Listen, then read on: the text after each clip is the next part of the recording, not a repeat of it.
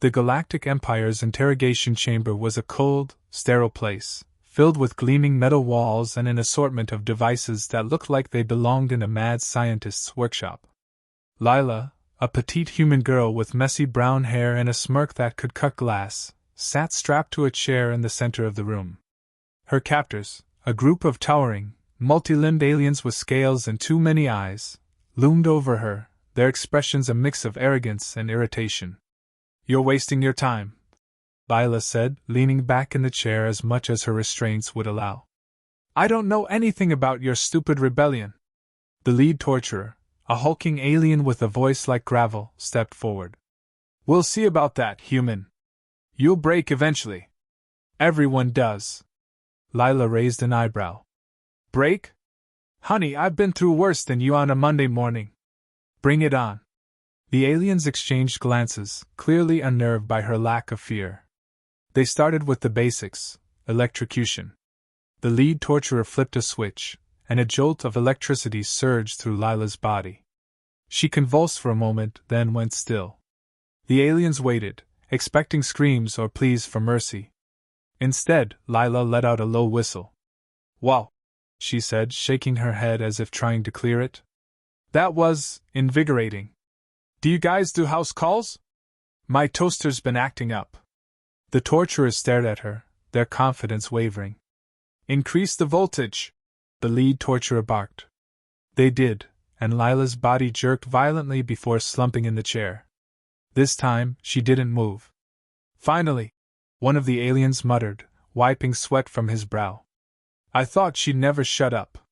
40 minutes later, the door to the interrogation chamber slid open, and Lila strolled in, stretching her arms like she'd just woken up from a nap. "All right, boys," she said, plopping back into the chair. "What's next? Poison? Dismemberment? Ooh, can we try fire? I've always wanted to know what it feels like to be a marshmallow." The aliens froze, their scales paling. What are you?" the lead torturer stammered. Lila grinned. "Human. You know, the primitive species you guys love to underestimate? Yeah, we've got a few tricks up our sleeves. Or in this case, our DNA." The torturers scrambled to regroup, their earlier bravado crumbling. They tried poison next, injecting Lila with a toxin that should have stopped her heart in seconds. She coughed, gagged, and then shrugged it off like it was a bad hangover. "Is that all you've got?" she asked, tapping her chin. "I mean, I appreciate the effort, but this is getting boring. You're not even trying to be creative." The aliens grew increasingly desperate, their methods becoming more absurd. They tried suffocating her, only for Lila to hold her breath longer than they thought possible. They tried crushing her with a hydraulic press, but she just laughed and said it felt like a deep tissue massage. Each time, she came back, unharmed and unimpressed. "Maybe we need to destroy her morale," one of the torturers suggested, rubbing his temples. Lila snorted. "Sorry, I left my morale in my other pants. You're gonna have to do better than that." The lead torturer, now visibly sweating, tried a different approach. He leaned in close, his breath hot and rancid. "You think you're clever, human? You think you're special? You're nothing. Just a pathetic little creature who's too stubborn to die." Lila met his gaze, her smirk never wavering. "Funny, I was just thinking the same thing about you." The aliens were at their breaking point. They argued among themselves, their voices rising in panic. "What if she's a ghost?" one suggested. "Or a robot?" another added. "Maybe she's a god," a third cried. Lila rolled her eyes. "Oh, please. If I were a god, I'd have better taste in decor. This place is a dump." Finally, the lead torturer snapped. "Enough! We'll use the quantum death ray. That should finish her for good." They wheeled in a massive, glowing device, its hum filling the room. Lila tilted her head, curious. "A quantum death ray? Sounds fancy. Does it come with a warranty?" The aliens ignored her, powering up the device. A beam of energy shot out, engulfing Lila in a blinding light. When it faded, she was gone. The torturers let out a collective sigh of relief. "Finally," the lead torturer said, slumping into a chair. I need a drink. 40 minutes later, the door slid open again. Lila walked in, holding a cup of coffee and looking completely unfazed. So, she said, taking a sip. Who's next? The alien screamed. The aliens were in full-blown panic mode. Lila's reappearance after the quantum death ray incident had shattered what little confidence they had left. They huddled in a corner of the interrogation chamber, whispering furiously among themselves, while Lila sat cross-legged on the floor, sipping from a cup of coffee she'd somehow procured. Okay, new plan, the lead torturer said, his voice trembling. We need to think outside the box. She's clearly not affected by conventional methods. We need something unconventional. One of the aliens, a wiry creature with too many eyes and a nervous twitch, raised a tentacle. What about psychological torture? Humans are emotional creatures. Maybe we can break her spirit. The lead torturer nodded slowly. Yes. Yes, that could work. Prepare the psychological torture chamber. Lila raised an eyebrow. Psychological torture? Oh, this should be good. Do I get popcorn, or is that extra? The aliens ignored her, dragging her to a new room filled with holographic projectors and eerie, pulsating lights. They strapped her into a chair and activated the system. The room filled with images designed to terrify, monstrous creatures, scenes of destruction, and even a hologram of Lila's own funeral. Lila watched with mild interest, her expression unreadable. When the hologram of her funeral appeared, she actually chuckled. Nice touch, she said, nodding appreciatively. But you forgot the part where my ex shows up and ruins everything. Classic mistake. The aliens exchanged frustrated glances. Why isn't she scared? One muttered. This should be working. Lila leaned back in her chair, crossing her arms. Look, guys, I hate to break it to you, but I've seen scarier stuff in my Netflix queue. You're gonna have to do better than this. The lead torturer growled, slamming a fist against the wall. Fine. If psychological torture won't work, we'll try something else. Something intimate. He stepped forward, his expression shifting to something resembling a smile, though it looked more like a grimace. Perhaps we've been approaching this all wrong, he said, his voice dripping with false charm. Maybe what you need is a friend. Someone to understand you. Lila blinked. Are you hitting on me? The alien ignored her, leaning in closer. You've been through so much, little human. Let me comfort you. Let me be your ally. Lila stared at him for a long moment, then burst out laughing. Oh, wow. This is priceless. You're actually trying to seduce me? Sorry, buddy, but I don't date anyone who needs 3 lungs to breathe. Also, your breath smells like a garbage dump. Just saying. The alien recoiled, his face turning a deep shade of purple.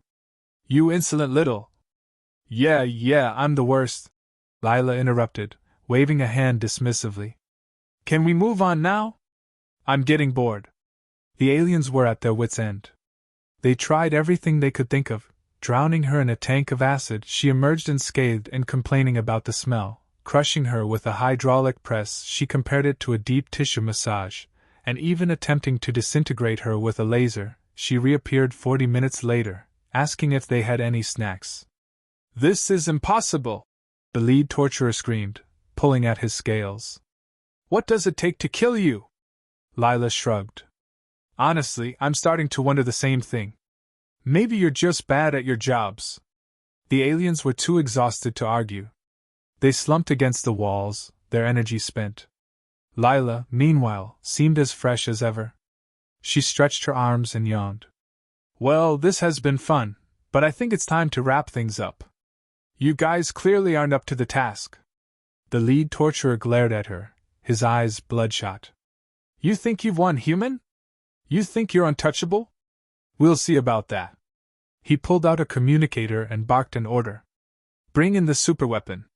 We're ending this now. Lila's smirk faltered for the first time. Superweapon? That sounds ominous. The aliens didn't respond. They dragged her to a massive hangar, where a towering, glowing device hummed with power. It was the Empire's ultimate weapon, capable of destroying entire planets. Lila stared at it, her expression unreadable. "This is your last chance," the lead torturer said, his voice shaking with desperation. "Tell us what we want to know, or we'll obliterate you." Lila tilted her head, considering. "You know, for a bunch of geniuses, you're really bad at taking hints. But fine. Let's do this." The aliens activated the weapon, and a blinding beam of energy shot out, engulfing Lila in its light. When it faded, there was nothing left but a smoking crater. The aliens stared at the spot where she'd been, their breaths coming in ragged gasps. "Finally," the lead torturer whispered. "It's over." 40 minutes later, the door to the hangar slid open.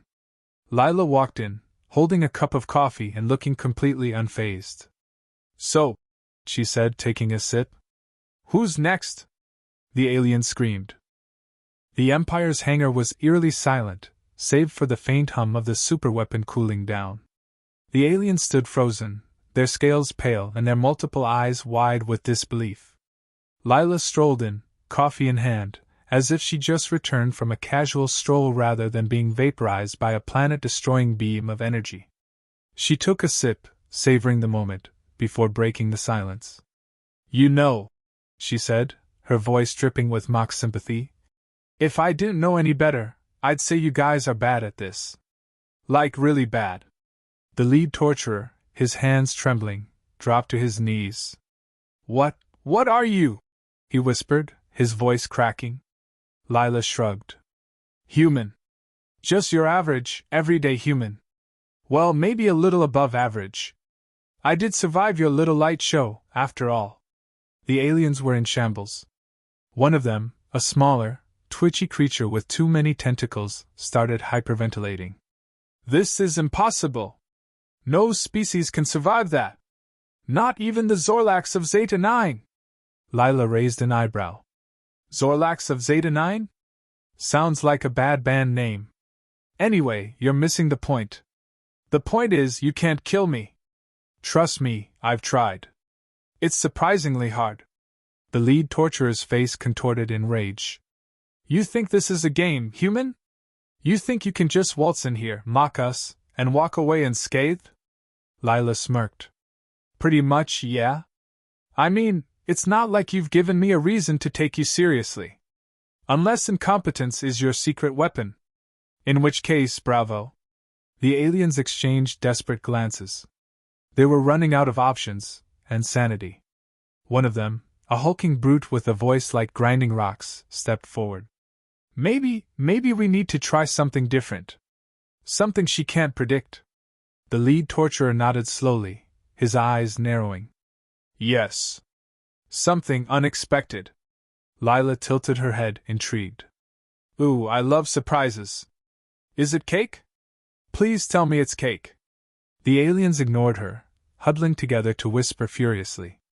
After a few minutes, they turned back to her, their expressions a mix of determination and desperation. "We're going to try something new," the lead torturer said, his voice trembling. "Something you've never experienced before." Lila leaned forward, her smirk widening. "Do tell." The aliens led her to a new chamber, this one filled with strange, pulsating machines and glowing orbs of energy. In the center of the room was a massive, swirling vortex, its edges crackling with electricity. Lila stared at it, her expression unreadable. "What's this?" she asked, her voice casual. "Your version of a carnival ride?" The lead torturer stepped forward, his chest puffed out with false bravado. "This," he said, his voice shaking, "is a dimensional rift. It will tear you apart atom by atom and scatter your essence across the multiverse. Even you can't survive that."